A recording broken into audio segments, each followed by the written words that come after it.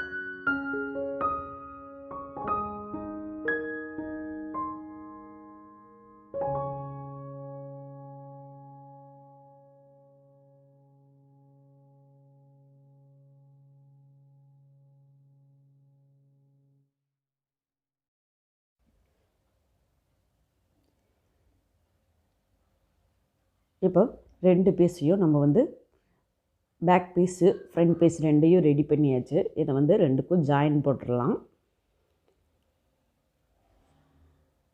இதில் ஜாயின் போடும்போது பார்த்திங்கன்னா நம்ம ஒரு பக்கம் தான் ஒரு பக்கம் ஜாயின் போட்டு இன்னொரு பக்கத்தில் பார்த்திங்கன்னா ஜிப்பு வைக்கணும். ஏன்னா இது வந்து எக்ஸாக்டாக இடுப்போட அளவு இருக்குது. நான் ஆரம்பத்தில் கட் பண்ணும்போது கொஞ்சம் பெரிய பீஸாக தான் கட் பண்ணேன்.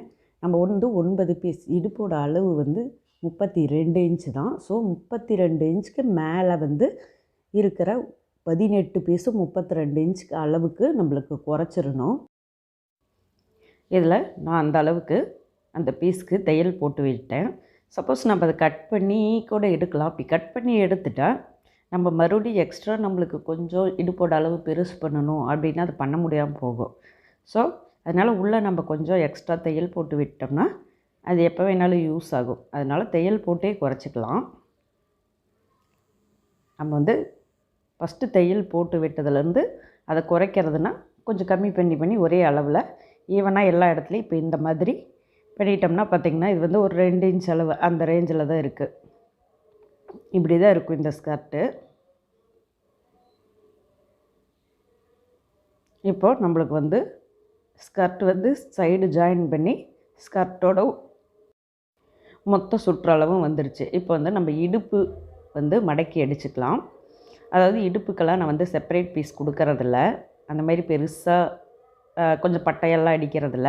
இந்த மாதிரி 1/2 இன்ச் அளவுக்கு மட்டும்தான் மடக்கி அடிக்கிறேன். இப்போ பார்த்திங்கன்னா 1/2 இன்ச் அளவுக்கு இந்த இடுப்பு பக்கத்தில் மேலே மடக்கி அடிச்சுக்கலாம். இது மாதிரி பெருசாக பட்டையாக கொடுக்கறதில்ல. ஸோ இந்த 1/2 இன்ச்சில் தான் என் ஸ்கர்ட் எல்லாமே நான் மடக்கி அடிச்சிருப்பேன். இப்போ இந்த 1/2 இன்ச் அளவில் இதுதான் இடுப்பு பக்கம். இப்போ 1/2 இன்ச் அளவில் இப்படி ஃபுல்லாக மடக்கி அடிச்சிடலாம். ஆக்சுவலாக இதுக்கு லைனிங்கும் கிடையாது. இப்போ இவ்வளோ பெரிய ஸ்கர்ட்டு நம்மளுக்கு ரெடி ஆகிடுச்சு. இதுவே ரொம்ப வெயிட்டாக தான் இருக்குது.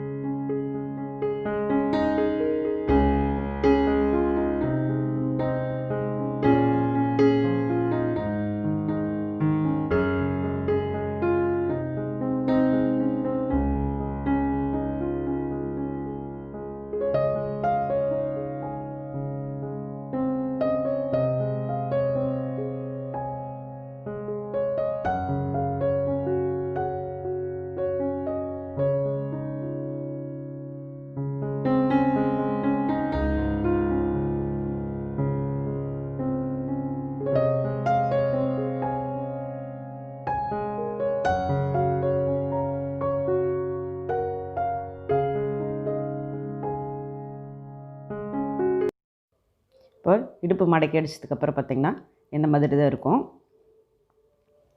இதுக்கு சைடில் ஜிப்பு வைக்கணும். ஜிப் வந்து பார்த்திங்கன்னா நம்ம ஃபேண்ட்டுக்கு, அதாவது ஜென்ஸ் பேண்ட்டுக்கு யூஸ் பண்ணுற அந்த ஜிப்பு தான். இதோட மொத்த அளவையும் இதில் வச்சிடலாம். இதில் இந்த ஜிப்பை எங்கேயும் கட் பண்ண தேவையில்லை. இந்த ஜிப் வைக்கும்போது பார்த்திங்கன்னா இதுக்கு மேலே ஊக்கு அந்த மாதிரிலாம் எந்த இதுவுமே வைக்க மாட்டேன். ஜிப் மட்டும் அட்டாச் பண்ணுற மாதிரி இருக்கும். நம்ம 1/2 இன்ச் மடக்கி அடித்தோம் பார்த்திங்களா, அதுக்குள்ளே இந்த ஜிப்பில் இருக்கிற அந்த லாக்கு அது உள்ளே போகிற மாதிரி வச்சு இதை மார்க் பண்ணி விட்டு கீழே தையலை போட்டு தைச்சி விட்டுறலாம். ஆல்ரெடி நம்ம ஒரு பக்கம்தான் ஸ்கர்ட்டை ஜாயின் பண்ணோம். இன்னொரு பக்கம் இப்போ ஜாயின் பண்ணி ஜிப்போட அளவுக்கு கரெக்டாக தையலை போட்டு நிறுத்திடணும். அதுக்கு நான் கீழ்ப்பக்கத்துலேருந்து இந்த மாதிரி தையல் போடுறேன்.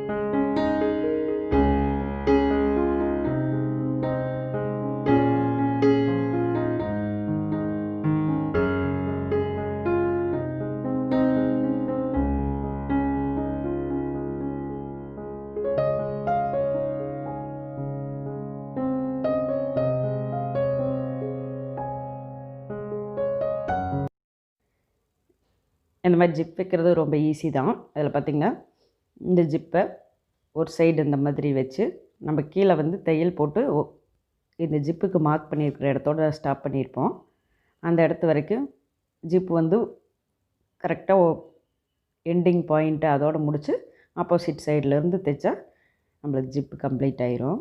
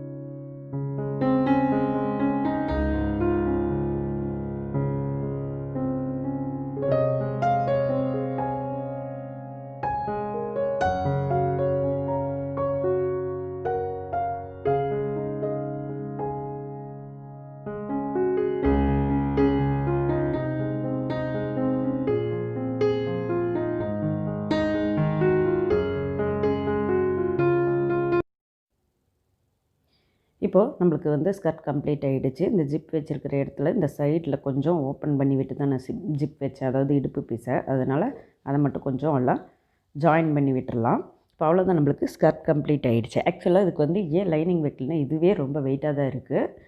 இன்னும் கொஞ்சம் லைனிங் வச்சா இன்னும் ரொம்ப அது வெயிட்டே இருக்கும். அதோடு பார்த்திங்கன்னா இந்த ஸ்கர்ட்டு வந்து நம்ம இந்த மாதிரி பார்ட்டாக போட்டாலோ இல்லை பார்ட் இல்லாமல் கிராஸில் அம்பர்லாம் போட்டாலும் எது போட்டாலுமே பார்த்திங்கன்னா ஸ்கர்ட்டோட அகலம் வந்து ரொம்ப கீழே அதிகமாகிட்டே இருக்கும். இப்போ சாதாரணமாக 4 மீட்டர் பீஸில் பார்த்திங்கன்னா 8 மீட்டர் அகலத்துக்கு வந்துடும். அது மாதிரி அதுக்கு இந்த அளவுக்கு வரும்போது பார்த்திங்கன்னா நம்ம லைனிங் கொடுக்கும்போது இப்போது ஒரு சிலது கம்மியாக கூட கொடுக்கலாம். ஆனால் நம்மளுக்கு வந்து ஸ்கர்ட் நல்லா ஓரளவுக்கு பஃப்னு இருக்கணும் அப்படின்னா நம்ம வந்து ஸ்கர்ட்டை வந்து லைனிங்கும் ஈக்குவலாக கொடுத்தா தான் உள்ளே அந்தளவுக்கு நல்லா தூக்கும். ஸோ அதையும் இது மாதிரி ஸ்டிச் பண்ணுறத விட நான் வந்து இதை தனியாகவே எல்லாமே தைச்சி வச்சுருக்கேன். இப்போ இந்த அகலத்தோட அளவுக்கு நம்மளால் லைனிங் கொடுக்க முடியாதுங்கிறனால இதே கலரில் தனியாக நம்ம வந்து இன்னர் மாதிரி ஸ்கர்ட்டு தைச்சிக்கலாம். அது எப்படி தைச்சிருக்கிறேங்கிறது உங்களுக்கு காட்டியிருக்கேன். அதோடு பார்த்திங்கன்னா நம்ம வந்து உள்ளே வந்து இந்த நெட் பீஸ் அது வந்து நல்லா கொஞ்சம் ஸ்டிப்பாக கேன்வாஸ் மாதிரியும் கிடைக்கிது இப்பெல்லாம். அதை வச்சு நம்ம இன்னும் கொஞ்சம் அதை வந்து இன்னர் பார்ட் நல்லா தூக்குற மாதிரி ரெடி பண்ணிக்கலாம். இப்போ இதை நான் ஆல்ரெடி ஸ்டிச் பண்ணி வச்சுருக்கிற ஸ்கர்ட்டு இது இந்த கலருக்கு மேட்சாக இது பார்த்திங்கன்னா இடுப்பு பக்கத்துலேருந்து ஒரு 15 இன்ச்சுக்கு ஓரளவுக்கு நம்மளுக்கு டைட்டாக கால் வந்து தடுக்காத அளவுக்கு தைச்சிட்டு கீழே பார்த்திங்கன்னா முட்டிக்கிட்ட இருந்து இந்த அளவுக்கு ஃப்ளீட்ஸ் வச்சு வச்சுருக்கேன். இது ஓரளவுக்கு அகலமாக தான் இருக்கும். ஏன்னா நம்ம ஃப்ளீட்ஸ் தான் வச்சுருக்கோம். அதனால் இந்த ஸ்கர்ட் வந்து பார்த்திங்கன்னா ஓரளவுக்கு அகலமாக இருக்கும். இப்போ இதை போடும்போது அந்த ஸ்கர்ட்டுக்கும் ஒரு அளவுக்கு மேட்ச் ஆகும். அதே மாதிரி இதில் வந்து நான் எந்த கேன்வாஸும் அட்டாச் பண்ணல. கேன்வாஸ்க்கும் தனியாக இன்னொரு ஸ்கர்ட்டில் அட்டாச் பண்ணி வச்சுருக்கேன். இது ஏன் இந்த அளவுக்கு தனியாக பண்ணியிருக்கிறோன்னா இதை நம்ம எந்த ஸ்கர்ட்டில் வேணாலும் யூஸ் பண்ணிக்கலாம். இப்போ இதுக்குள்ளே இருந்தால் நம்மளுக்கு மடிக்கிறதுக்கு இது மாதிரி சிரமமாக இருக்கும். இது பார்த்திங்கன்னா இந்த மாதிரி தனியாக இதையும் மேலேருந்து ஓரளவுக்கு கிட்டத்தட்ட டைட்டாக வந்து இந்த மாதிரி கேன்வாஸ் வர மாதிரி ஸ்டிச் பண்ணியிருக்கேன். எவ்வளோதான் இது.